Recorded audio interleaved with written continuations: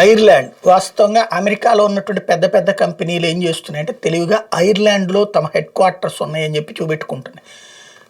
బ్రాంచీలు మాత్రమే అమెరికాలో పెడుతున్నాయి. తద్వారా అక్కడి నుంచి పన్నులు జాగ్రత్తగా తప్పించుకుంటున్నాయి. అమెరికా నుంచి ఉండే దారుణమైన పన్నులకి నుంచి తప్పించుకుంటున్నాయి. అక్కడ ఐర్లాండ్లో అనేక మందికి ఉద్యోగ అవకాశాలు కూడా ఉన్నాయి.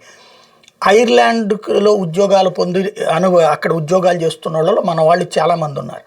మన వాళ్ళ కష్టపడే తత్వం కారణంగా అక్కడ వాళ్ళకి త్వరగా ప్రమోషన్స్ వస్తూనే త్వరగా డెవలప్ అవుతున్నారు.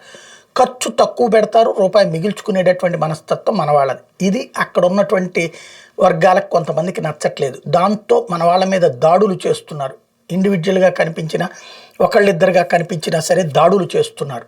ఈ నేపథ్యంలో ప్రమాదకరమైనటువంటి పరిస్థితులు తలెత్తుతున్నాయంటూ తాజాగా మన భారత దౌత్య కార్యాలయం, అక్కడ ఉన్నటువంటి దౌత్య కార్యాలయం ఎవరు కూడా ఒంటరిగా తిరగద్దు, నలుగురు ఐదుగురు కలిసి తిరిగేటటువంటి పని చూసుకోండి, సాయంత్రం దాటితే కనుక బయట తిరగకుండా చూసుకోండి, ప్రాణాంతకమైన పరిస్థితులు ఉన్నాయి అన్నటువంటి విషయాన్ని చెప్పుకొచ్చింది మొన్న ఇద్దరి మీద దాడి జరిగిన నేపథ్యంలో.